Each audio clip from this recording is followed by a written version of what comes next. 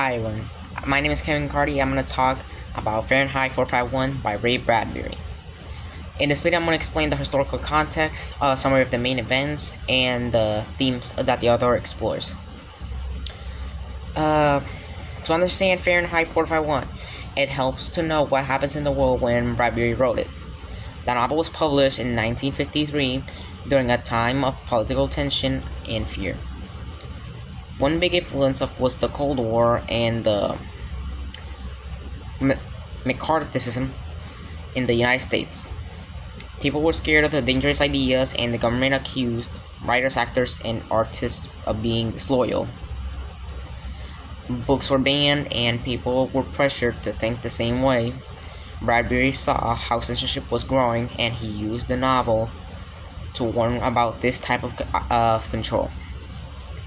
Another influence was the rise of television during the early 1950s, where TV was becoming extremely popular, and Bradbury was worried that people were starting to rely on internet too much, and that they were focusing on screens instead of reading or thinking deeply. Bradbury was also influenced by the Nazis' book burnings that happened during World War II. The idea of a government burning books they were considered dangerous and was not fictional. It had already happened.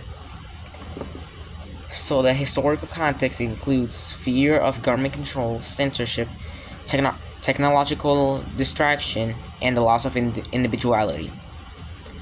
All of this can be clearly seen in the world Bradbury has created in Fahrenheit 451. Now I'm going to talk about a summary of the main events. The first main event that happened in Fahrenheit 451 is where the story takes place in a future society where books is called Montag's World. It's where the story takes place in a future society where books are illegal, and firefighters don't put out fires, they start them. And their job is to burn a book so that people don't question the government or think about themselves.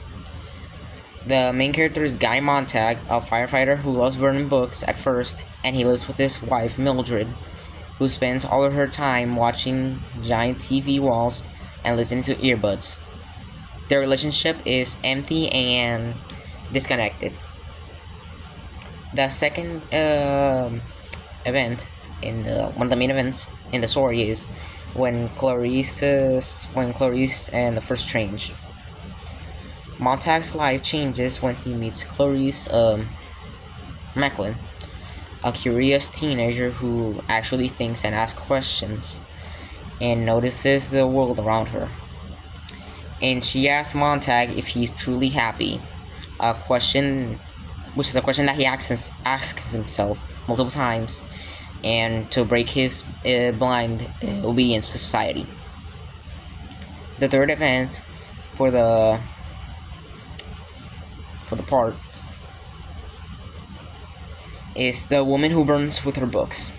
Montag begins to doubt his job when he witnesses an old woman who is choosing to die with her books instead of living without them. He secretly stole a book during the accident before he left.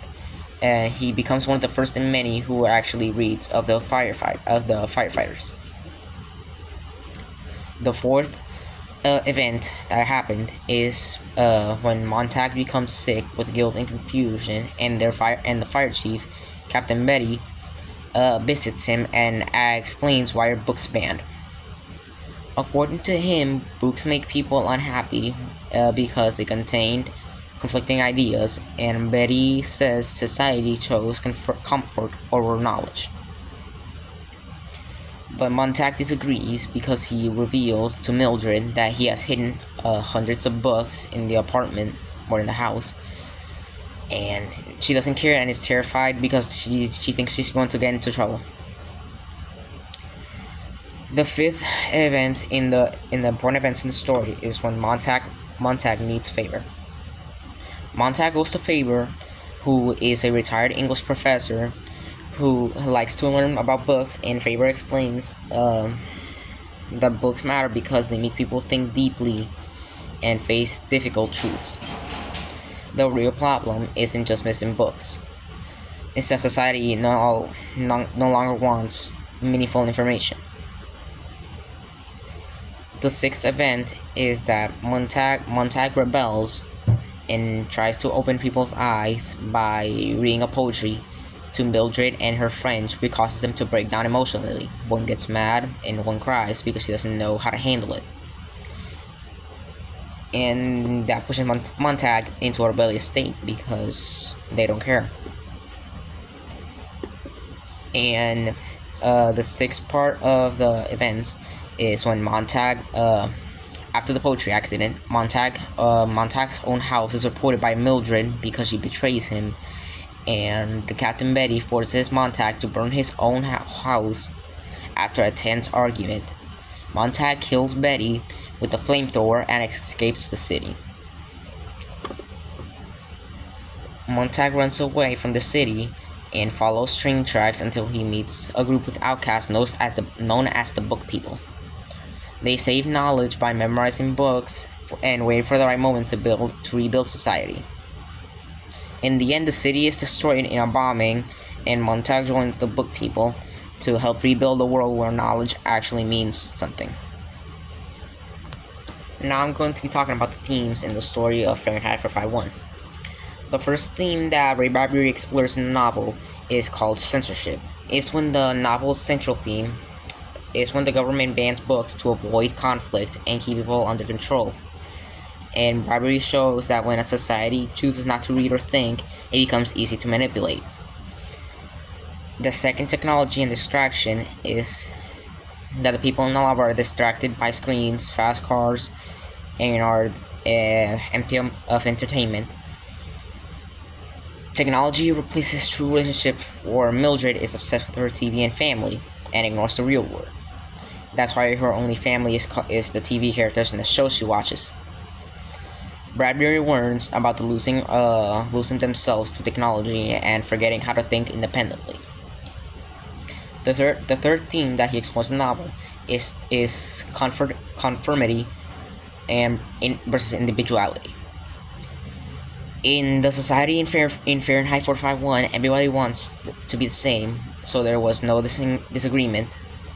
And Clarice represents individuality, curiosity, emotion, and the real thought.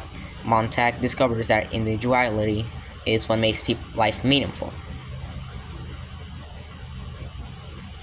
The fourth one is knowledge and versus ignorance. Books symbolize knowledge, while burning of the books symbolize forced ignorance. Bradbury shows that ignorance may feel comfortable, but it leads to the destruction of society. Only knowledge, thought, and awareness can help people survive and grow. And the fifth one is called human connection. A real emotional connection barely exists in the society of Fahrenheit 451. Is, for example, when Montag and Mildred live together, but they don't truly know or care about each other. And